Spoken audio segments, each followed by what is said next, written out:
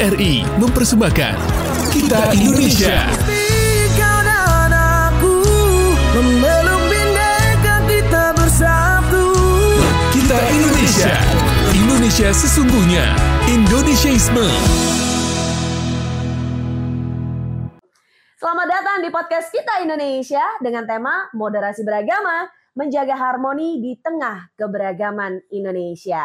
Wah, senang sekali kita ketemu lagi. Saya Ana Riangga dan langsung aja ya kita ngobrolin soal moderasi beragama nih. Seperti yang kita ketahui, Indonesia ini memiliki beragam budaya, beragam suku, bahasa, warna kulit, semuanya ada di sini. Nah, saking beragamnya nih, kadang-kadang ada paham-paham yang muncul. Paham radikal, ada juga ujaran-ujaran kebencian yang mewarnai kehidupan yang beragam di Indonesia ini. Nah, pentingnya moderasi beragama itu seperti apa? Makanya itu di sebelah saya, ini sudah hadir orang-orang yang bakalan narasumber kita begitu ya, yang bakalan menjelaskan, yang bakalan sharing sama kita tentang moderasi beragama dan apa aja sih yang terjadi di Indonesia. Seperti itu, oke? Langsung aja kita kenalan sama Mas Ahmad Rosyidi. Beliau adalah penyuluh agama Kecamatan Karangpilang, Kemenak Kota Surabaya. Selamat datang. Selamat datang, Assalamualaikum. Waalaikumsalam warahmatullahi wabarakatuh. Seharusnya saya yang assalamualaikum ya. Terus ada juga Ustadz Adi Tama. Beliau adalah aktivis pemuda Muhammadiyah wilayah Jawa Timur. Assalamualaikum Ustadz. Waalaikumsalam. Nah kalau panggilnya Ustadz tuh langsung inget assalamualaikumnya saya. Oke. Jadi gimana kabarnya nih berdua? Alhamdulillah luar biasa. Alhamdulillah. Baik ya. Kalau Ustadz sendiri gimana Ustadz? Alhamdulillah. Kalau ngomong tuh seger ya, padahal panas gitu ya. Jadi kayak berasa sejuk gitu ya. Ini nanti habis ini saya diruqyah kayaknya. Boleh. Oke. Jadi pada kesempatan kali ini kita akan ngobrol-ngobrol soal moderasi beragama. Tapi alangkah afdolnya kalau saya pengen tanya kabar dulu nih. Kabarnya bagaimana? Kegiatannya apa aja? Kegiatan apa nih belakangan yang dilakukan? Ya, kalau seharian ya memang di penyuluh agama Islam di Kementerian Agama, khususnya di KUA Karangpilang. Karangpilang. Karangpilang. Oke. Seperti itu. Terus kalau Ustadz? Aktivitas sehari-hari sebagai guru. Guru. Tapi di Pemuda Muhammadiyah ini kan bagian dari dakwah. Mengajar apa? Mengajar pendidikan agama Islam. Wah, saya mau dididik agama Islam saya biar makin mantap lagi gitu ya. Siraman rohani. Saya ini butuh disiram terus ini. Tapi ngomongin soal moderasi beragama sendiri, apa nih perasaan Mas dan Ustadz tentang tema kita kali ini? Yang dirasakan, yang dilihat, yang didengar seperti itu. Ustadz Adi Tama saya dulu ini. Ustadz Adi Tama dulu deh. Ustadz Adi saling lempar-lempar. Udah Ustadz dulu deh. Terima kasih. Oke, untuk masalah moderasi beragama, ini kan sebenarnya sudah kita lakukan sebenarnya. Cuma kan kadang ini menjadi tema ini kan luar biasa karena ada satu sisi atau sudut yang berbeda dari pemahaman itu sehingga melakukan ekstremisme dan lain sebagainya. Tapi sesungguhnya keenam agama ini dituntut dan diajarkan untuk saling menghormati satu sama lain. Apalagi karakter Indonesia ini kan memiliki 1.300 suku yang punya karakter dan itu berbeda-beda. Bahasanya saja hampir kalau itu kan 700 bahasa. Dan kalau ini pengen satu ya enggak bisa. Maka moderasi ini bagian dari hal yang terpenting untuk diflorkan kembali, difahamkan kepada masyarakat di bawah. Sehingga menjadi momentum bahwa ada titik-titik kesatuan yang perlu diperjuangkan bersama-sama. Mana yang poin yang menjadi ekstrim dalam hal ini mungkin setiap agama punya keekstriman masing-masing berkenaan dengan akidah atau dalam bahasa itu ketuhanannya masing-masing.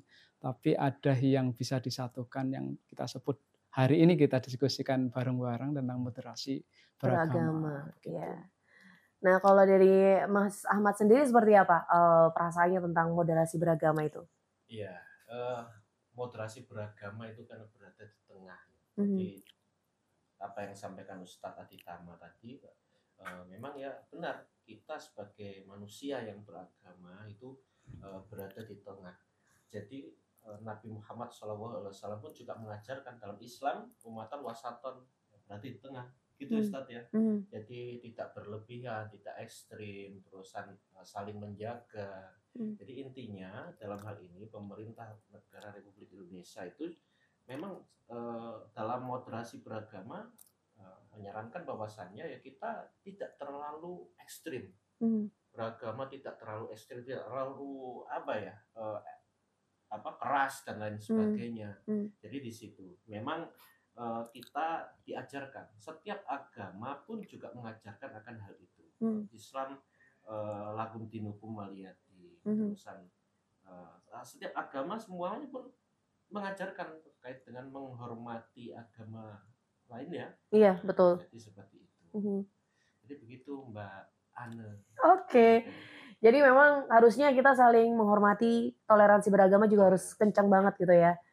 Pernah dengar tuh kalimat agamaku, agamaku, agamamu, agamamu gitu. Nggak usah terlalu memaksakan diri agamaku jadi agamamu gitu ya. Tapi jadi inget lagu baru yang lagi yang ngetrend di TikTok tuh. Mangu, iya kan? Iya. Aku di sini, kau di sana. Kiblat yang berbeda. Dengan kiblat yang berbeda. Oke, tapi kita langsung aja nih ngobrol gitu ya tentang moderasi beragama sendiri. Kalau menurut Mas Ahmad sendiri gitu ya, moderasi beragama itu dengar-dengar gitu ya, banyak yang bilang kalau moderasi beragama itu justru melemahkan iman. Kalau kita nggak kenceng nanti iman kita jadi berkurang begitu. Mungkin pandangannya kurang lebih seperti itu. Nah tapi kalau dari Kemenak Kota Surabaya sendiri, dari Kemenak gitu ya, sebenarnya definisi yang tepat itu moderasi beragama itu seperti apa sih? Iya, baik. Memang dalam hal ini ya di Kementerian Agama juga mensosialisasikan. Nah, kami di Kementerian Agama sebagai penyuluh agama, jadi penyuluh agama itu bukan hanya agama Islam saja, tetapi ada penyuluh agama Hindu, agama Kristen, agama Buddha, Konghucu. Nah, jadi agama-agama yang ada di Indonesia itu ada penyuluhnya masing-masing yang di situ sebagai aparatur sipil negara. Jadi Kementerian Agama memberikan ruang kepada para pemuka agama atau tokoh-tokoh masyarakat menjadi penyuluh agama.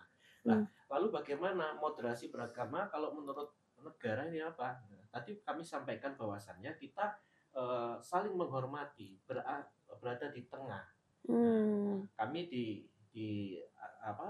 Muslim ya, di Islam ya, juga menyampaikan kepada masyarakat, menyampaikan kepada masyarakat ya tadi sampaikan tidak ekstrim, saling menghormati, berada di tengah. Lakum dinukum waliyadin, dari bagi agamaku agamamu agamamu ya, lakum dinukum waliyadin itu tadi. Jadi apapun yang ada di dalam agama itu mengajarkan tentang keberagaman, mengajarkan bagaimana menghormati. Jadi bukan saja di negara kita di Indonesia, tetapi pada zaman Rasul pun juga demikian. Nah, jadi seperti itu Mbak Ana. Lalu kalau melihat ya bahwasannya di Indonesia itu ada 17.000 pulau ya, puluhan ribu pulau yang ada di Indonesia. Keberagaman pun juga banyak sekali. Yang beragama memang di Indonesia mayoritas agama Islam. Kami pun sebagai penyuluh agama Islam menyampaikan bahwasannya saling menghormati. Nah, lalu berada di tengah. Bagaimana kita sebagai penyuluh itu memberikan siar-siar agama untuk menjaga ketenangan maupun juga keberagaman. Nah, di penyuluh Kristen pun juga demikian. Jadi tidak ada yang namanya saling menjegal, mentekel dan lain sebagainya. Tapi bagaimana menjaga negara kita dengan keberagaman. Nah, itulah tadi yang sampaikan Ustadz tadi Tama. Mungkin baru kali ini tahun 2000-an muncul istilah moderasi beragama. Mungkin waktu sekolah ada, belum muncul kan? Iya, kayaknya baru ini aja yang muncul ya. Moderasi beragama. Jadi seperti itu Mbak. Kami di Kementerian Agama pun menyampaikan bahwasannya kita sebagai umat Islam, mari kita menghormati agama lain, kita berada di tengah, tidak ekstrim, tidak keras, tidak saling menjelek menjelekkan maupun juga menjatuhkan. Jadi seperti itu. Makanya kalau di Surabaya kan ya alhamdulillah kita yang ada di Surabaya itu luar biasa saling menghormati, dan ada pun juga demikian di kota-kota lain pun juga demikian ya. Ya saling menghormati, saling mengasihi, saling memahami bahwasannya dalam hal kita berada di negara Republik Indonesia itu bermoderasi beragama, saling di tengah, berada di tengah, saling menghormati, saling menghargai. Oke, nanti kita bakalan lanjut lagi ngobrolnya, sabar dulu karena masih panjang perjalanannya lumayan gitu ya. Jadi tetap di sini ya di podcast Kita Indonesia. RRI Digital dengan tampilan baru, berbagai konten kolaborasi dari berbagai program nasional, termasuk siaran visual langsung, siaran radio langsung, daftar putar musik, podcast, berita video, dan berbagai fitur interaksi pengguna dalam permainan. Berbagai konten menarik seperti suka, komentar, dan berbagi, serta obrolan langsung dengan penyiar dan pengguna. Pesan langsung dan fasilitas obrolan pribadi antara pengguna aplikasi juga tersedia. RRI Digital tersedia di Google Store dan App Store. RRI Digital.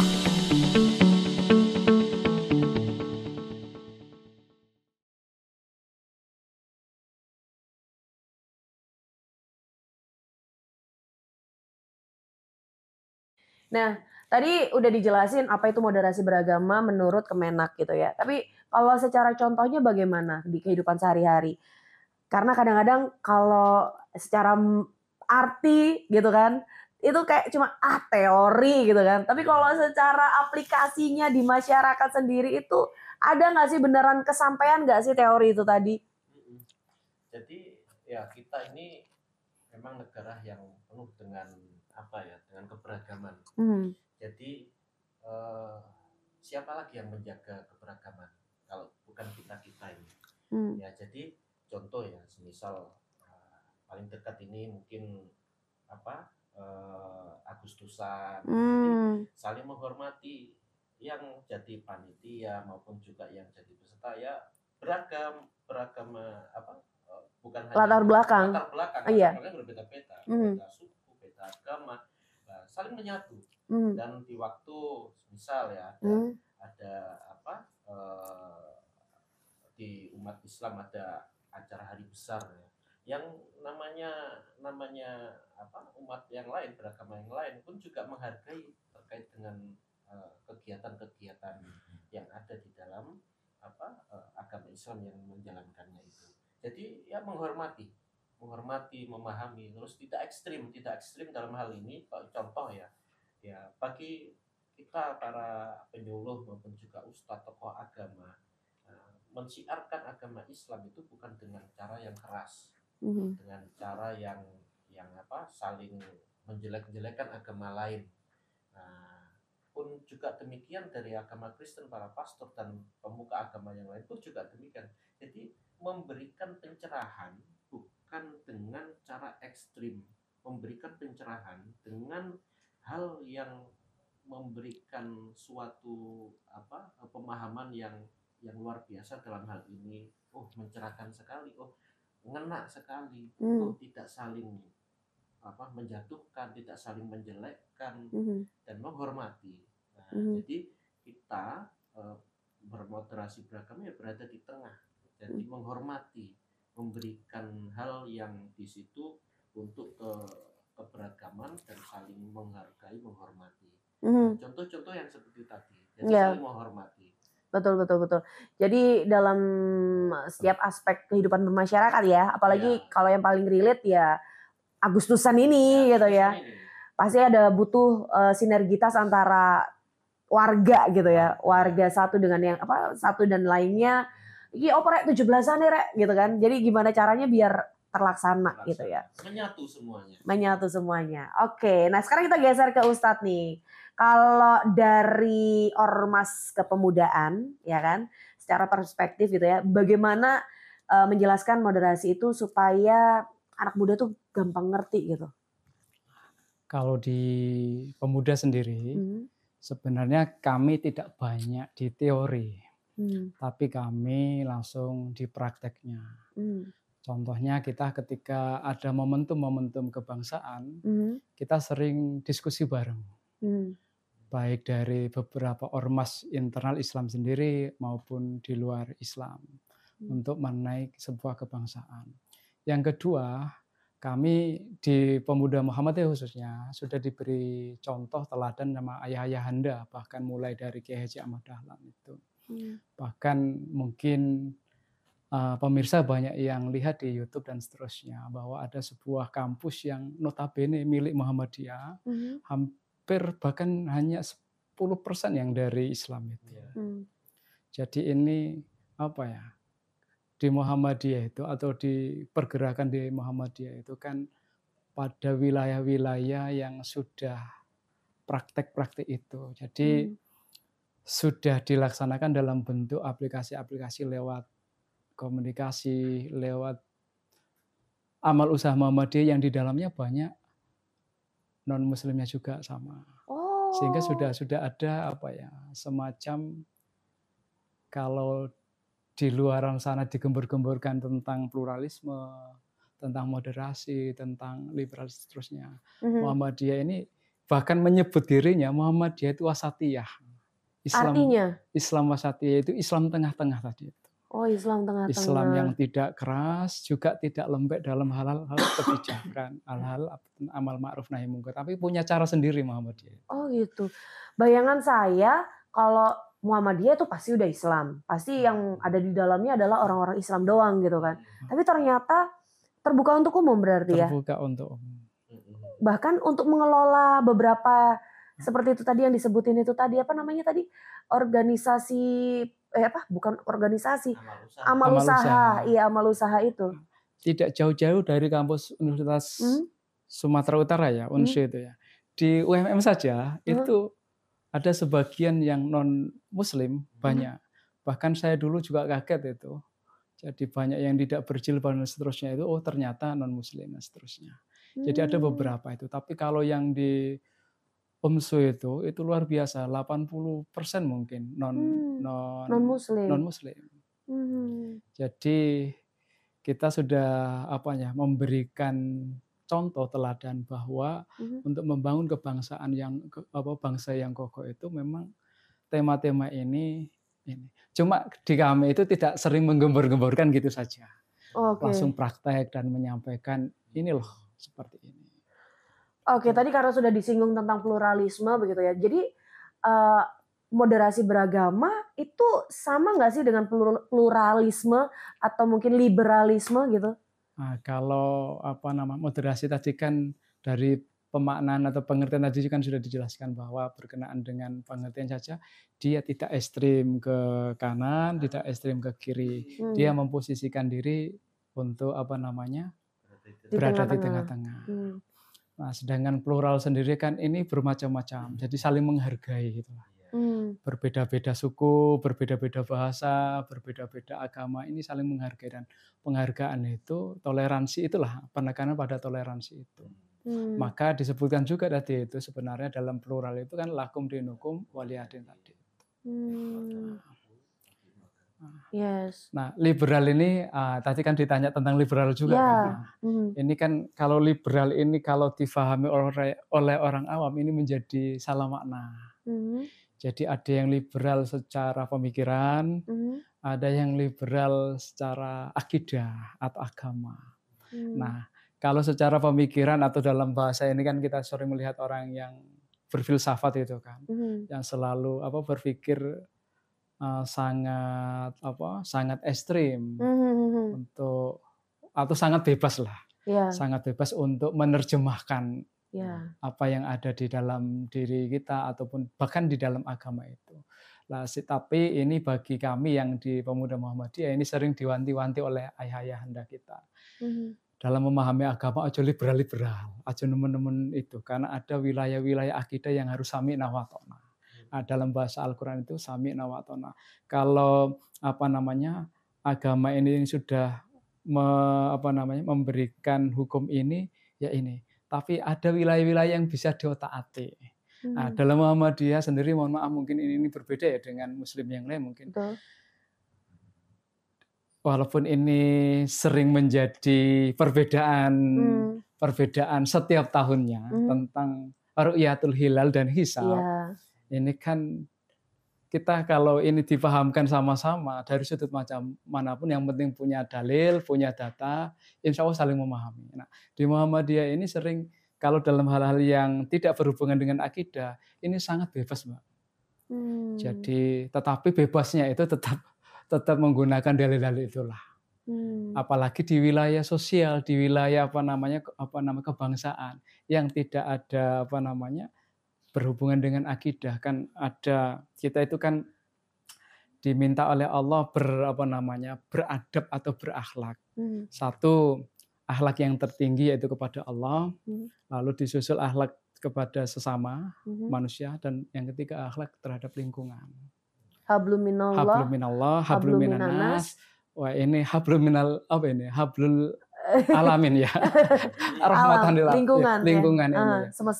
Semesta ini. Sehingga kalau ini poin ini menjadi pemahaman bersama bahwa kita ini sedang tiga-tiganya sudah berjalan sesungguhnya, cuma mungkin bahasanya saja yang berbeda. Jadi insya Allah, dan apalagi ini kan sering ada diskusi-diskusi. Yang dulunya ada yang ekstrem kanan sudah mulai menengah, yang ekstrem kiri sudah mulai nengah. Bahkan ini, mohon maaf ini sedikit tambahan, ini yang dulunya Muhammadiyah itu ketol hanya membidangi di amal usaha di bidang pendidikan, rumah sakit, apalagi itu panti asuhan dan seterusnya. Ternyata Muhammadiyah sekarang ini banyak yang berikhtiar untuk membangun fondasi keagamaan, yaitu bikin pondok-pondok.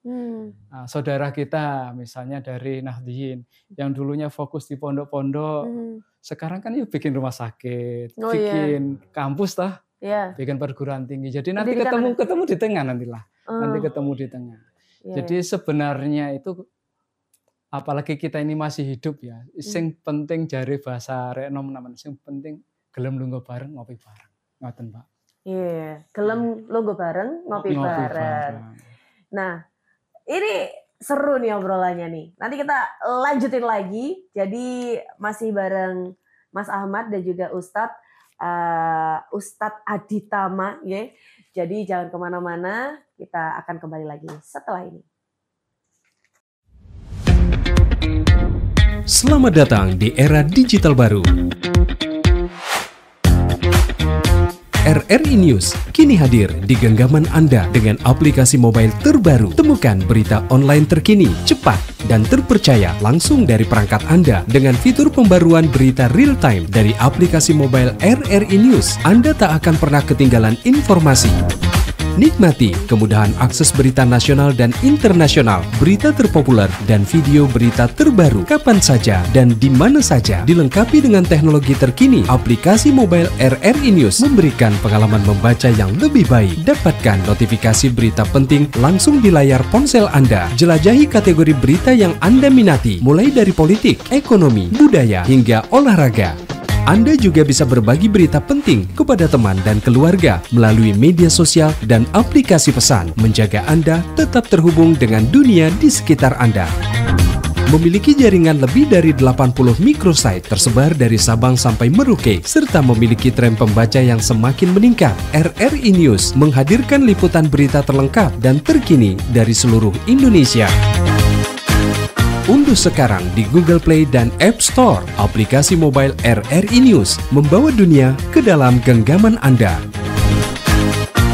Aplikasi mobile RRI News, berita terkini dan terpercaya dalam genggaman Anda.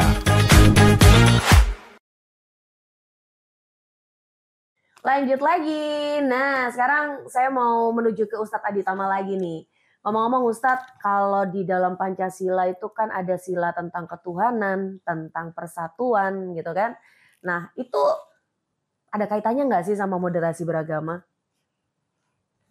Dilihat dari Pancasila saja, kalau kita mau merenungi makna mulai pasal 1 sampai pasal 5, sebenarnya itu sudah bagian dari moderasi beragama.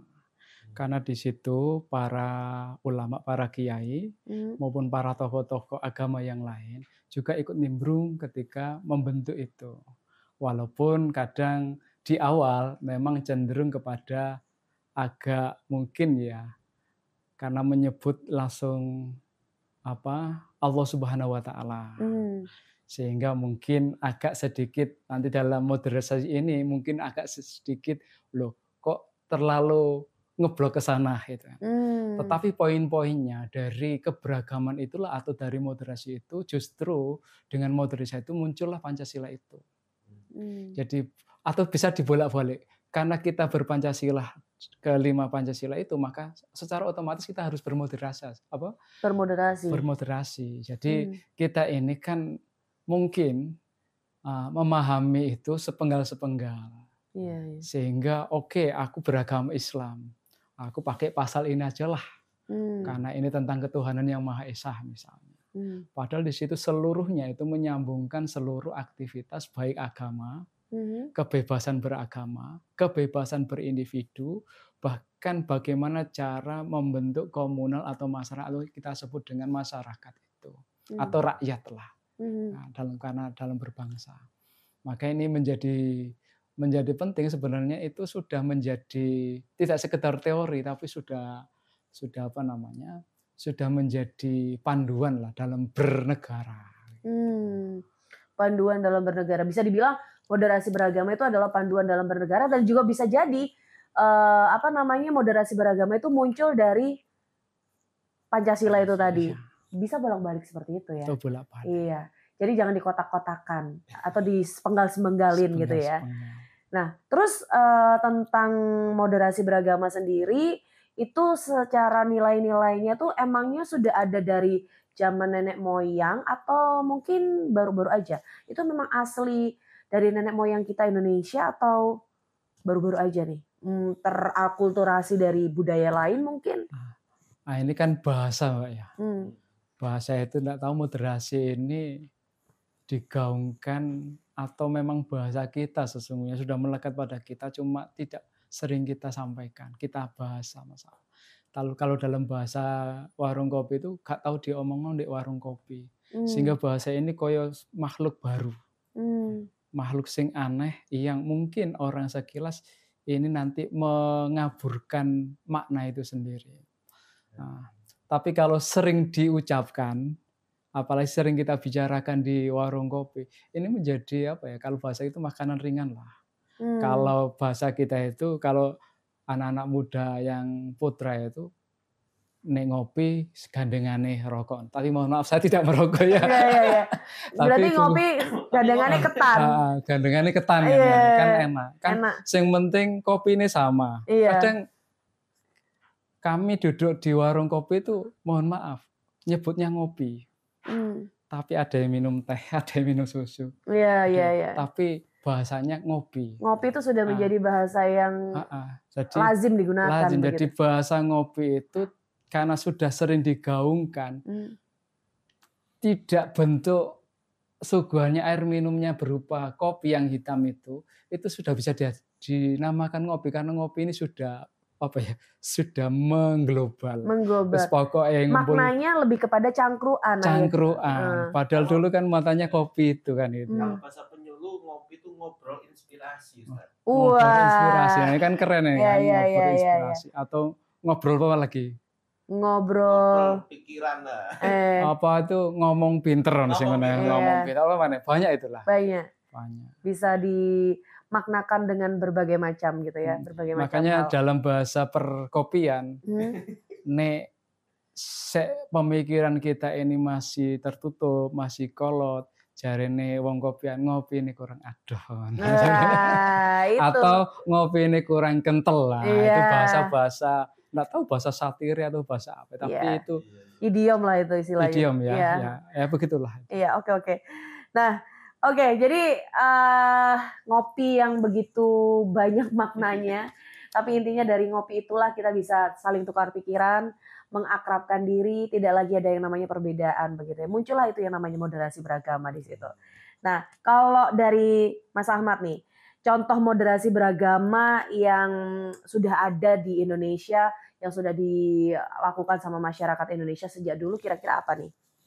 Ya sebenarnya banyak ya kalau kita telah lebih dalam ya, bahwasannya moderasi beragama ya kita sebagai warga negara Indonesia yang berada di tengah, tidak ekstrim, tidak keras, tidak ke kanan dan ke kiri, tetapi bagaimana menunjukkan bahwasannya kita saling menghormati, saling memahami. Nah, sebenarnya sebelum muncul yang lagi ngetren moderasi beragama ya kita sudah melakukan, baik itu tadi sebutkan bahwasanya 17-an, semua golongan itu menjadi satu. Nah, lalu bagaimana waktu peringatan hari besar, bukan hanya kita sebut sebagai toleransi dan lain sebagainya, tetapi bermoderasi ya kita berada di tengah. Contoh-contoh yang lain misal ya, pada waktu kita tahu bahwasannya selain 17-an kita ada upacara-upacara, ataupun juga tadi sampaikan bahwasannya kalau tahu bahwasannya Pancasila ya semua tokoh masyarakat, tokoh agama hadir di situ. Tadi pun negara kita dalam pembentukan ataupun Pancasila nanti tidak memakai Allah Subhanahu wa Ta'ala, tapi ketuhanan yang Maha Esa. Itu contoh salah satu yang sudah dicontohkan oleh para pendahulu kita. Nah, jadi seperti itu Mbak Anu. Ya. Jadi dalam untuk membentuk dasar negara itu aja, Pancasila itu tadi aja, kita sudah memikirkan tentang keberagaman itu tadi. Ya, menggunakan ketuhanan bukan Allah gitu ya. Oke.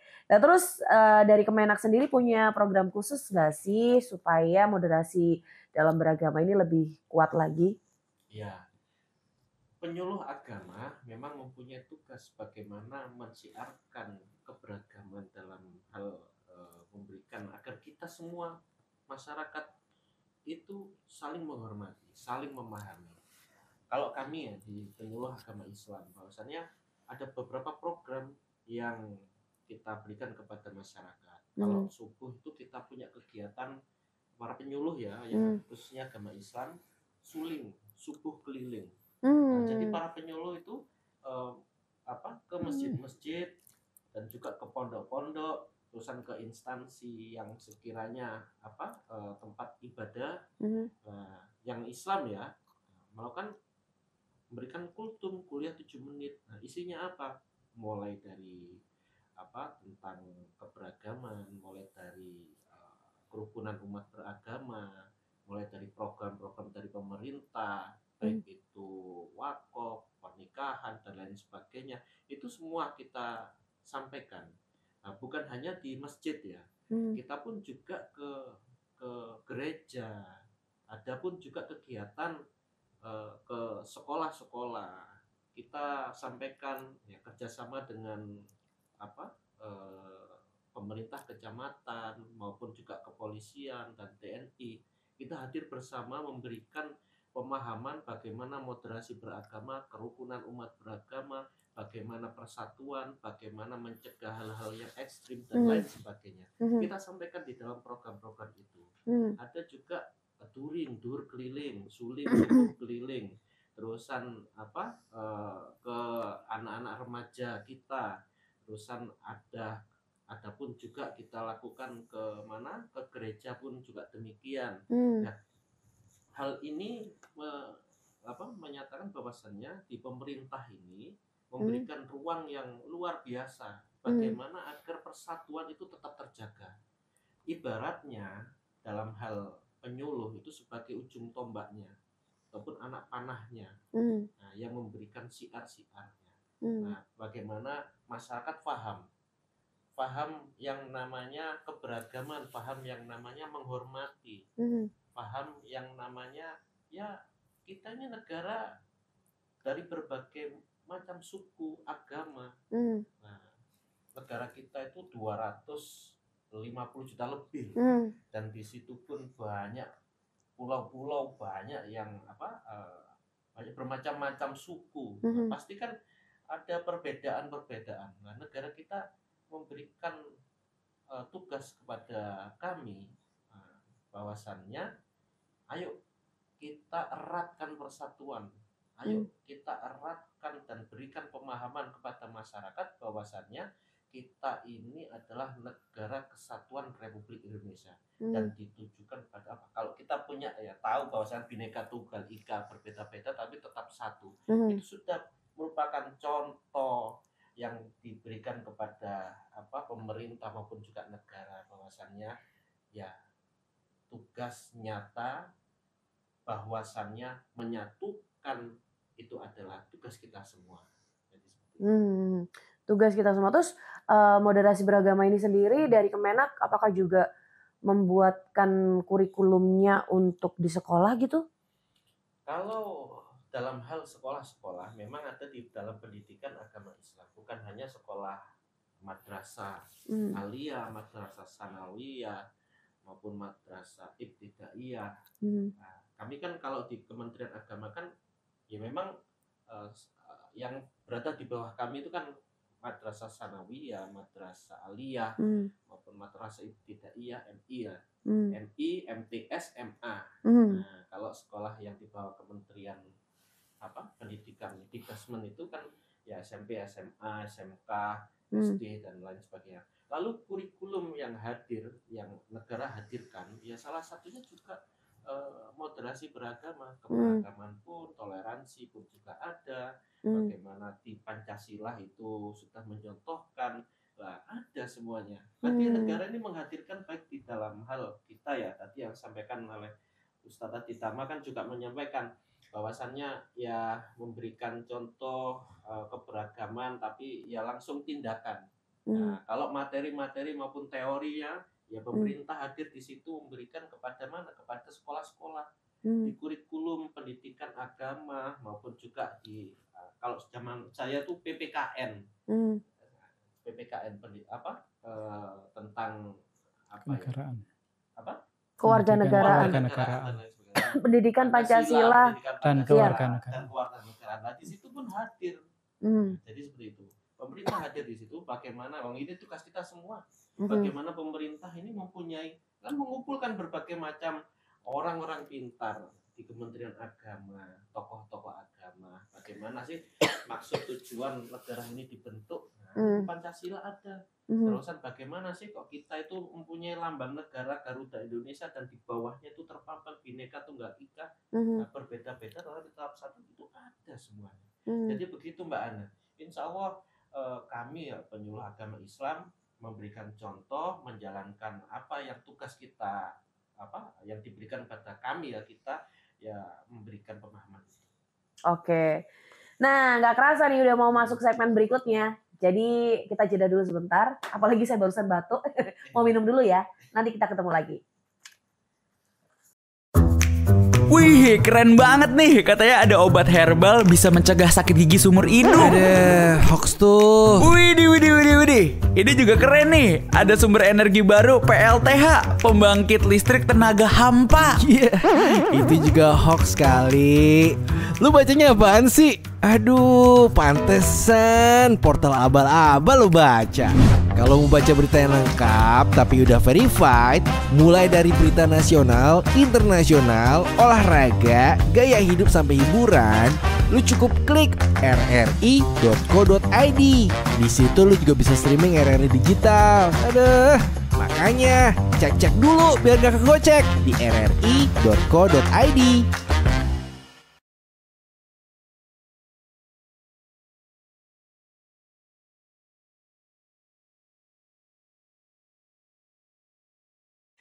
Minumnya sudah, sekarang kita ngobrol lagi ya. Nah, Mas Ahmad nih, ini ngomongin soal netizen 62. Luar biasa ini. Iya benar. Berpengaruh sekali loh, bahkan tingkat dunia loh. Netizen 62 itu kalau sudah berkomentar di media sosial itu sudah bagaikan ketok palunya hakim. Iya nggak sih? Yang awalnya gimana jadinya gimana bisa berubah gitu. Nah, ngomongin soal kekuatan dalam berujar begitu ya. Itu seringkali disalahgunakan, banyak yang akhirnya mengeluarkan ujaran kebencian, banyak yang gampang banget ngeluarin hoax seperti itu. Atau bahkan nih contoh yang paling dekat di lingkungan keluarga saya adalah ibu saya sendiri. Beliau itu kan sudah sepuh begitu ya. Jadi orang sudah sepuh terus mainan smartphone, terus ketika ada informasi apa begitu ya tentang apa pemerintah atau apa langsung di forward, dibikin status. Saya bilang, "Mah jangan, nanti itu sama juga kayak menyebarkan hoax. Ini belum tentu benar gitu kan. Gak bisa bedain mana yang beneran, mana yang bohongan gitu kan." Nah ini nih, jadi ada yang orang yang emang tidak sadar kalau itu adalah hoax, ada juga yang memang sadar banget kalau itu adalah hoax dan dia suka melakukannya, memberikan ujaran kebencian. Nah kalau tantangan-tantangan semacam itu dari Kemenak sendiri mempunyai langkah praktis apa tuh? Oh ya, baik. Ini memang kalau bicara tentang netizen ya pasti ini kan podcast kita ini kan juga akan nanti dilihat oleh para netizen ya. Nah, bukan hanya di Surabaya saja, tetapi kalau melihat seperti itu ya se-Indonesia maupun se-global, sedunia itu bisa melihat. Lalu bagaimana mencegah hal-hal berkaitan dengan hoax, terusan hal-hal yang merusak tentang keberagaman maupun persatuan dan kesatuan. Kami di Kementerian Agama, khususnya para penyuluh itu diberikan pembekalan pelatihan bahwasannya kami juga syiar maupun juga melakukan penyuluhan itu bukan hanya di atas mimbar saja, tapi kita juga di dunia maya. Penyuluh itu harus ada media sosialnya. Nah, bagaimana sih kita harus melek media, memberikan informasi kepada masyarakat, bukan hanya kita hadir di mimbar lalu di masyarakat datangi tempat ibadah maupun juga datangi sekolah, pondok pesantren, bukan, tetapi kita juga memberikan pemahaman tentang nilai-nilai beragama, nilai-nilai moderasi, nilai-nilai memfilterisasi terkait dengan kebaikan itu ada di media sosial. Instagram ya, Instagram saya juga demikian. Ya bukan hanya menyampaikan aktivitas ya, akan tetapi kita menyampaikan syiar agama yang di situ tentang kekinian. Nah, lalu rekaman pun juga demikian, kita punya TikTok, punya berita pun penulisan berita. Jadi ada filterisasinya agar masyarakat melihat bahwasannya agama ini berperan di para penyuluh agamanya. Oleh Kementerian Agama memberikan kebaikan-kebaikan itu di media sosial kami. Lalu kita pun juga menyampaikan setelah kita berdakwah maupun juga di media sosial, datang pun juga demikian ke tempat-tempat rumah ibadah dalam dakwah ataupun juga penyuluhan kami, sosialisasi kami yang menyampaikan Bapak Ibu terkait dengan hal media. Nah, kita pun juga harus berhati-hati. Jangan sampai apa yang contohkan Mbak Ana tadi oleh WA broadcast, langsung tak broadcast kabeh. Nah, belum tentu. Kadang-kala kalau kita melihat ya oleh, iki koyo ngene, negara iki wah kacau iki. Langsung di-share, tes. Nah, akhirnya menimbulkan perpecahan. Nah, kami pun memberikan pemahaman terkait hal itu. Kami di KUA pun juga sama, di Kementerian Agama juga sama. Ada ruang konsultasi. Pak, ini bagaimana Pak? Ada yang bertanya, bukan hanya pernikahan saja loh, KUA ngurusi. Pak, ini bagaimana di rumah kami, tempat kami itu ada yang bangun gereja, kok gak ada sosialisasi. Pak, ini yang agama lain ini menolak. Pak, ini organisasi lain menolak lah. Nah, gara-gara ono pendanai digawe iku lah. Itu tahu informasi malah dari broadcastan di WA maupun juga di media sosial. Lah kami pun langsung hadir menyampaikan kepada masyarakat. Ini insya Allah tidak ada hal-hal yang menyimpang dan lain sebagainya. Jadi kita hadir di media sosial, di Instagram, di TikTok, di Facebook, di X yang dulu Twitter itu aktif. Sekarang ganti X ya, X. Betul. Jadi situ hadir dalam hal di media sosial. Karena apa?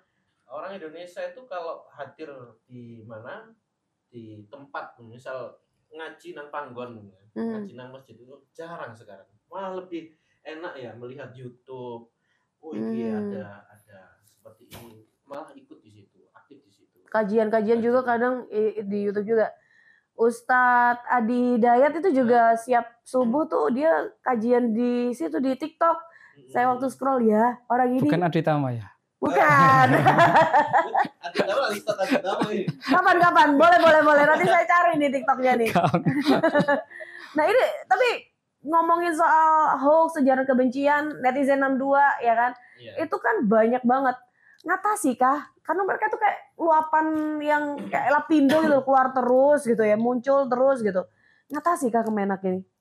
Ya kita sebagai penyuluh ya harus mengatasi itu. Follower kita pun ya, satu orang penyuluh ya ada yang sampai dengan 5.000, ada yang puluhan ribu. Oh sudah bisa jadi afiliator nih.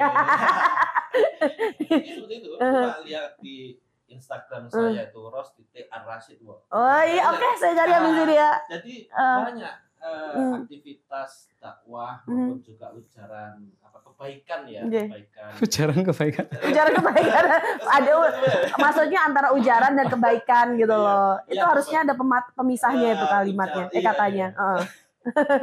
Nah, dari hal itu memang kita memberikan informasi kepada masyarakat. Nah, Kementerian Agama pun juga hadir ya. Kami di penyuluh ada IPARI, Ikatan Penyuluh Republik Indonesia. Nah, di Instagramnya juga ada, follow juga. Di situ ada kegiatan-kegiatan yang luar biasa. Siar mencegah hoax, memberikan pemahaman kepada masyarakat. Dan netizen ini kan sing mencibir beda agama, wis iku sing kunut, iku sing gak kunut, iku sing masalah kunut aja jadi masalah. Iku sing membelo kini, iku sing kini lah. Dalam hal itu memang ya ayolah kita hadir di setiap kecamatan di KUA itu ya. Itu ada kurang lebih sekitar 3-4 penyuluh. Dan di situ mempunyai follower. Nah, kita dituntut untuk aktif ya. Memang tugas kami sebagai penyuluh ya memberikan nilai-nilai keberagaman, kebaikan, moderasi, toleransi. Itu ada di situ. Kami pun merasa ini adalah tugas yang mulia. Sebagai penyuluh itu tugas yang mulia, Ustadz ya. Nah, apalagi Ustadz ini ya, sangat luar biasa. Kami pun memberikan pemahaman, bukan hanya datang, tetapi hadir dimanapun itu. Memberikan pengetahuan, sosialisasi program pemerintah itu hadir di situ. Jadi masyarakat jadi jangan sampai salah, jangan sampai langsung menyebarkan, dapat informasi langsung disebarkan, tetapi kita harus memberikan pemahaman kepada masyarakat akan hal itu. Jadi seperti itu Mbak Ana. Ya. Jadi datang di tengah-tengah mereka dengan caranya mereka juga, maksudnya kadang-kadang mereka tuh kalau supaya kita bisa masuk ke pemikirannya mereka, kita harus pakai cara mereka juga kalau dalam berkomunikasi gitu ya. Iya, cara mereka. Dikomunikasikannya dengan cara Gen Z. Kita perlu ansos loh, analisa sosial itu. Jadi penyuluh itu ya kudu ansosisan. Jadi di situ kampung situ banyak yang banyak orang yang berjudi, banyak yang minum-minum. Di media ini ternyata banyak. Nah, kita harus tahu, harus melek teknologi, dan harus paham akan kondisi di sekitar atau lingkungan kami gitu. Nah, kita memang punya tugas mulia seperti itu, bagaimana sih mempersatukan masyarakat kita, memberikan informasi yang baik. Tidak ada yang namanya penyuluh maupun juga Ustadz tadi. Kita semua itu mempunyai tugas mulia itu ya untuk ya tadi akhirnya ketemu di dalam suatu negara kita, mempunyai tugas yang mulia. Jadi siap. Nah kalau dari Ustadz Adi Tama sendiri nih, dari komunitas pemuda, ada nggak sih gerakan atau kegiatan yang terbukti nyata gitu ya, efektif untuk memupuk sikap moderat? Kalau di pemuda itu langsung aktivitas. Kami ulangi lagi bahwa kita lebih banyak memberikan teladan. Dalam segala aktivitas pemuda Muhammadiyah, kalau bikin acara itu kan satu, ketika ada rame-rame masalah ormas, pungli dan macam-macam, pemuda Muhammadiyah Tidak, walaupun kita itu punya ada namanya kokam Pak, di pemuda itu. Nah itu kita dedikasikan tidak dalam rangka untuk pungut-pungut itu. Yang kedua, aktivitas-aktivitas pemuda Muhammadiyah ini lebih banyak memberikan informasi-informasi positif. Maka kami di Pemuda Muhammadiyah bahkan seluruh mulai dari pusat sampai ke ranting. Kita kan ada jajaran kayak pemerintahan gitu kan, dari pusat sampai desa sampai RT. Itu kita punya itu kan. Banyak dari teman-teman itu yang ada lewat media sosial itu dalam bentuk informasi-informasi positif, kebaikan-kebaikan positif, tindakan-tindakan positif. Lah, kalau ini semuanya bisa dijadikan setiap individu, ini masih kelemahan dari kami ya, karena kami masih bentuknya secara individu itu tidak banyak, tapi biasanya per organisasi. Itu kalau individu-individu ini diviralkan dalam bahasa media itu kan itu algoritma ya. Algoritma. Betul ya. Algoritma itu kenapa sekarang banyak yang yang hoak-hoak itu? Karena yang positif-positif ini sedikit. Coba yang positif-positif ini yang banyak kayak seperti ini, dan setiap ada momentum seperti ini, terus di sana ada, di sana semuanya viral di dunia maya itu, di dunia media itu, maka yang yang negatif-negatif yang disebut dengan hoax ini akan tertutupi dengan ini. Karena orang itu, mohon maaf Mbak Ana, ketika kita buka HP, tanpa kita sadari buka saja langsung kan muncul itu. Karena itu jari arah-arah nom itu saya juga diajari oleh murid saya sendiri malah. Ini itu karena ini sering muncul, terus nanti kalau ini sering muncul, nanti ada yang semirip dengan nada ini. Misalnya Mbak Ana misalnya lihat kajian Adi Hidayat begitu ya. Nanti scroll lagi itu ada kiai-kiai yang selevel dengan Ustaz Adi Hidayat. Nah, inilah maka di dunia yang luar biasa ini, itu kan kita tinggal memasukkan informasi-informasi itu. Apalagi negara, ini kan kita mohon maaf, kita ini kan disuguhkan tontonan yang luar biasa, tidak mendidik, walaupun dalam kategori debat antara pro dan kontra. Ini kan sebenarnya kalau kita sebagai warga, ini sebenarnya kita harus menuntut, karena di situ itu memberikan gambaran bahwa kita itu disuruh nonton adalah debat pro dan kontra masalah ini misalnya. Itu kan berjilid-jilid itu. Dan mohon maaf, secara tidak langsung itu membuat perpecahan ya dari itu. Nah, kalau kayak udah ada kayak gitu gimana dong akhirnya? Ini kemarin yang baru yang saya tahu pengacara dipukul pengacara. Iya kan kemarin itu sampai debat medianya ini mau dituntut toh, yang bikin acara itu. Ikut nggak? Ngikutin nggak? Ngikutin kan? Nggak ngikutin, dia nggak ngikutin. Kita ngikutin kita. Itu baru. Itu dipukul. Sunan ya. Iya, Sunan Kalijaga. Sunan Kalijaga itu kan nggak terima, saya kan tuntut ya. Terus minta maaf kan di rame-rame itu. Nah, kita ini suguhannya itu mungkin saya suka, karena saya dari Gresik misalnya. Suka makanan Gresik. Bandeng atau pudak, cakros, lontong balap. Saya rujak Madura. Kita ini kita ini kan tidak Adi Tama kamu makan ini enggak. Semuanya disuguhkan dalam sebuah wadah yang besar. Milih karepmu. Lah, kita ini di media sosial pun sama, di blur sing apik sing elek jadi satu. Nah, kalau itu kita tidak membentengi teman-teman yang mungkin di moderasi agama ya, agamanya harus membentengi masing-masing. Nah, sehingga punya punya basic masing-masing. Nah, kalau sudah punya basic masing-masing, ada gangguan seperti itu, bisa ada semacam imunnya. Nah, kita ini kan imunnya nggak dijaga, apalagi mohon maaf dalam tanda kutip, tokoh-tokoh agamanya juga berseberangan, apalagi pengikutnya kan gitu. Nah, ini yang menjadi agak sedikit riskan. Tapi ini insya Allah dengan adanya seperti ini, pemahaman sedikit-sedikit ini, kalau menjadi virus yang kebaikan ya, bukan virus kebaikan ya. Virus kebaikan, virus sel-sel kebaikan. Sel-sel kebaikan ini kita sebarkan. Iya. Itu yang apa ya? Yang jahat-jahat, yang itu kan akan dimakan yang baik-baik itu. Iya, harapannya seperti itu ya. Harapan seperti itu. Cuma kan kadang kita ini yang baik ini sulit untuk tampil. Nah, berarti kata kuncinya adalah benar apa yang dibilang sama Ustadz Aditama tadi, bahwa moderasi beragama itu justru seharusnya yang jadi imunnya kita untuk menyikapi hal-hal seperti itu. Jadi jangan sampai kita udah dikasih banyak pilihan tapi malah milih yang jelek. Ya kan, kayak gitu. Sama aja kayak kita kalau hidup, kamu pengen jadi orang jahat apa jadi orang baik? Saya mah jadi tengah-tengah aja. Kadang baik, kadang jahat. Tergantung kebutuhan. Kalau ini bukan Mas Satya ini. Oke. Ini golek enak dhewe ya.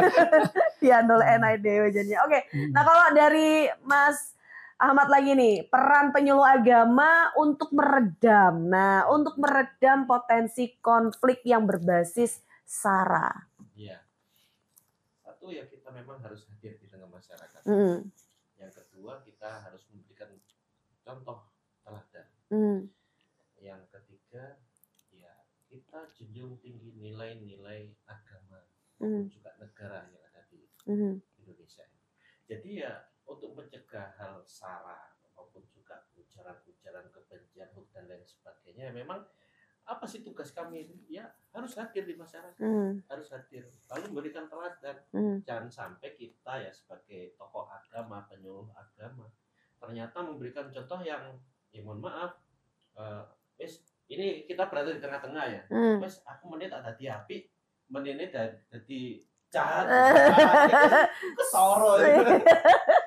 Jadi kita ya namanya pilihan, saya tak pilih yang di tengah-tengah saja, atau saya tak pilih kadang jahat aja gitu. Tapi kalau kita di penyuluh, ya hadir di masyarakat, memberikan contoh, memberikan teladan yang baik, ya ada aturannya. Hadir itu bukan hanya sekedar hadir saja. Tadi saya sampaikan ya, kita analisa dulu. Oke, dianalisa kenapa dulu. Kenapa itu terjadi konflik seperti itu. SARA terusan penolakan dan sebagainya. Kita hadir untuk menengahi. Nah, harus hadir, harus tanggap.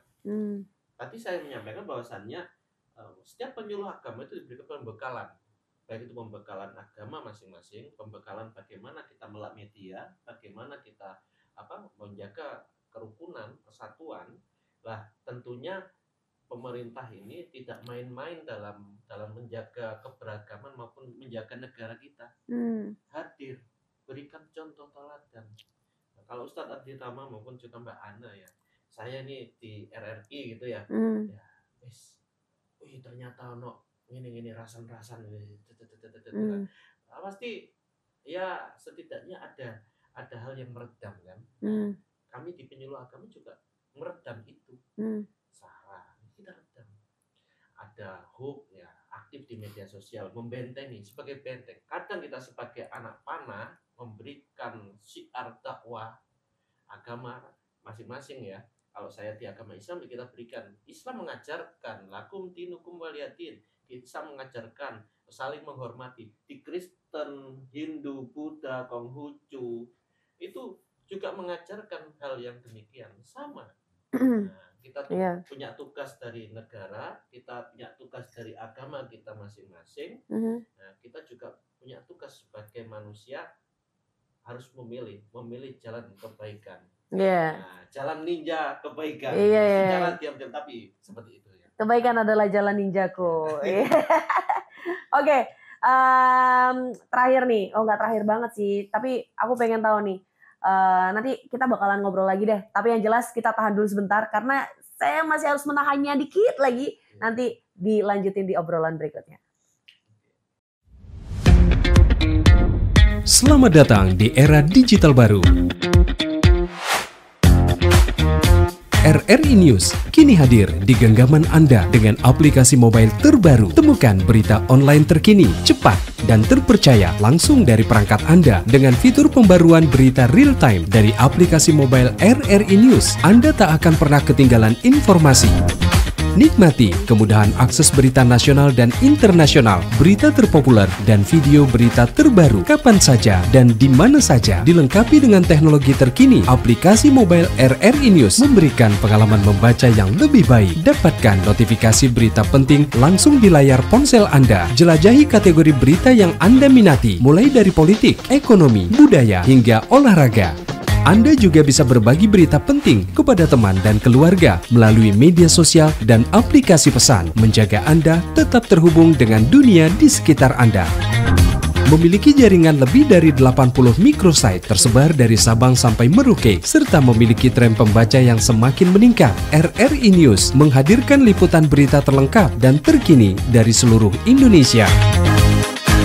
Unduh sekarang di Google Play dan App Store aplikasi mobile RRI News, membawa dunia ke dalam genggaman Anda. Aplikasi mobile RRI News, berita terkini dan terpercaya dalam genggaman Anda.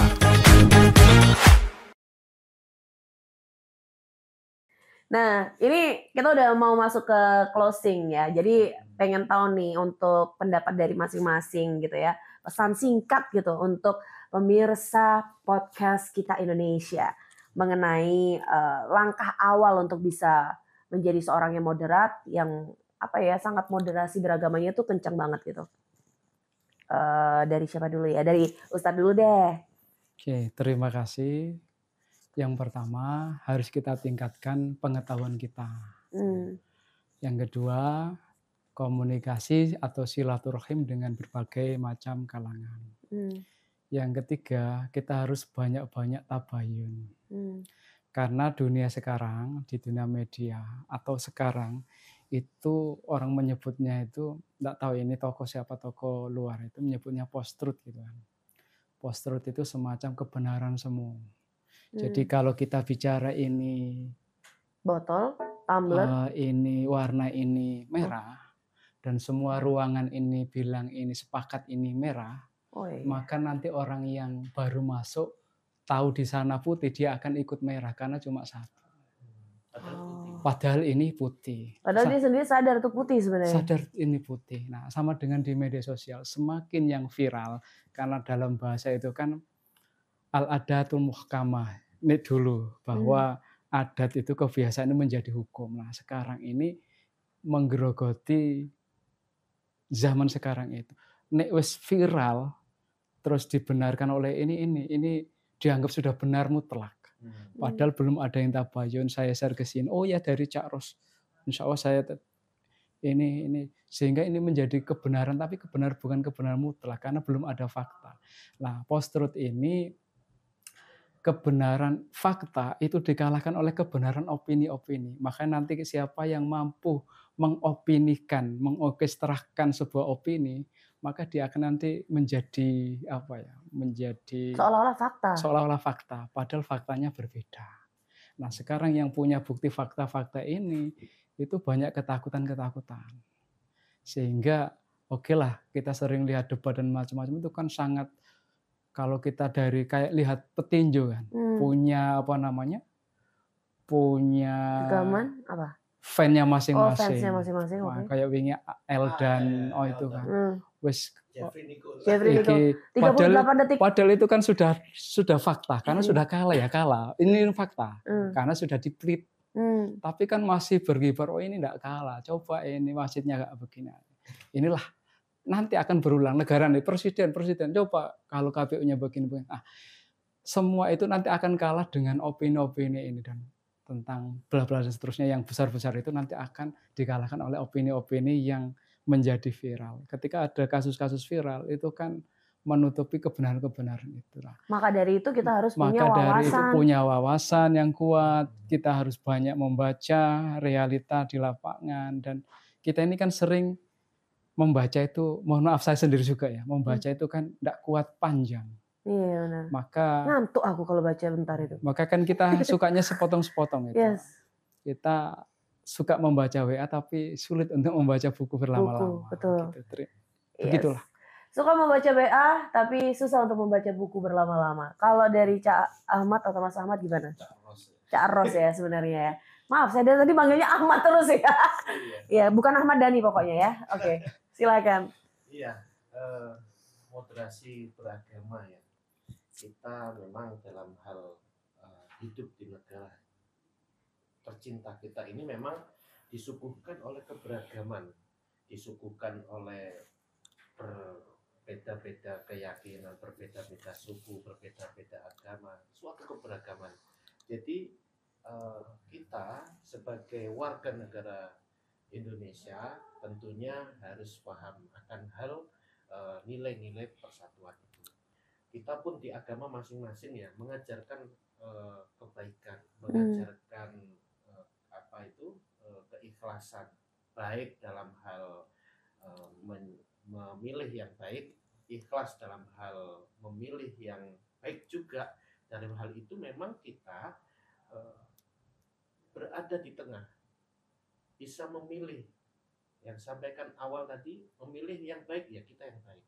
Kita memilih bahwasanya menyebarkan informasi yang baik, yang sebarkan kebaikan itu. Jadi kalau kita masih muda, saya punya pegangan. Kalau masih muda, habiskan kesalahanmu di waktu muda untuk kebaikan di masa tuamu. Jatah salahnya dihabisin di masa muda gitu ya? Nah, salahnya, tapi pasti akan kita pilih yang baik kan? Iya. Pilihan kita berada di tengah. Tapi bagaimana memilih jalan kebaikan? Kita berada di negara yang penuh dengan keberagaman. Tetapi bagaimana kita memberikan nilai-nilai yang luar biasa pada negara, menghormati agama lain, menghormati suku lain, lalu menghormati kebijakan yang dilakukan oleh agama lain,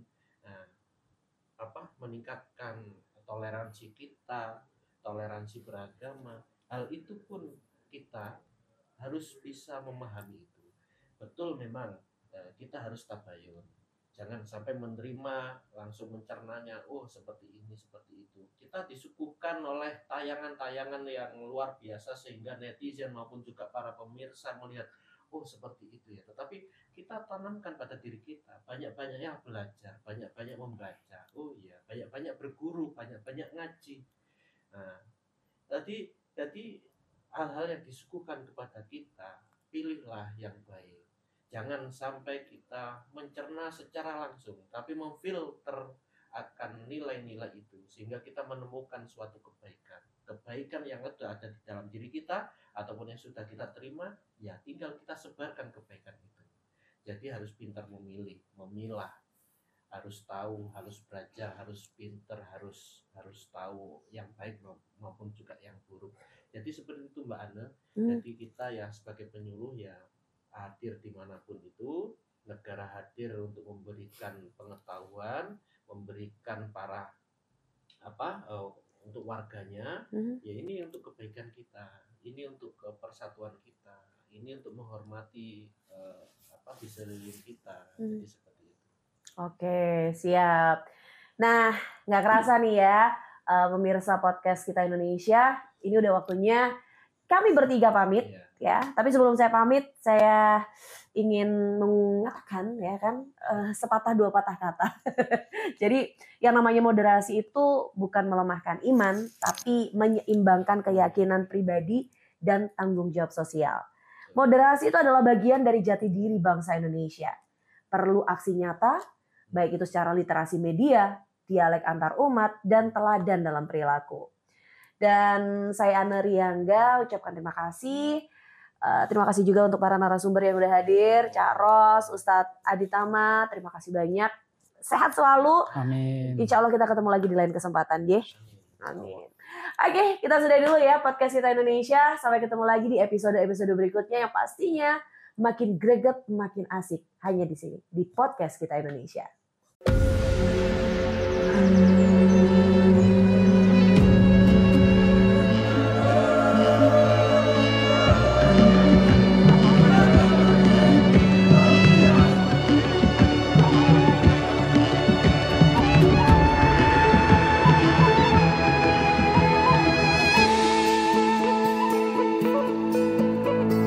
Suara indah drama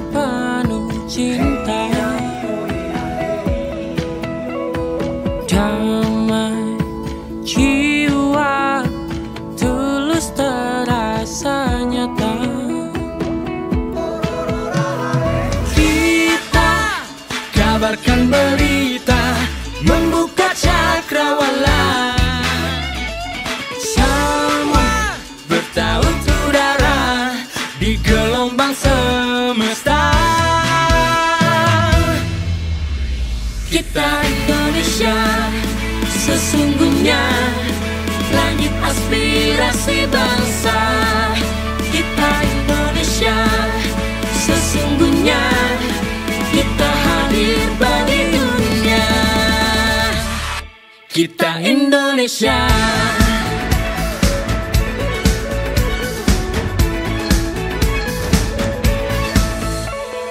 Gaya, budaya, alam katulistiwa.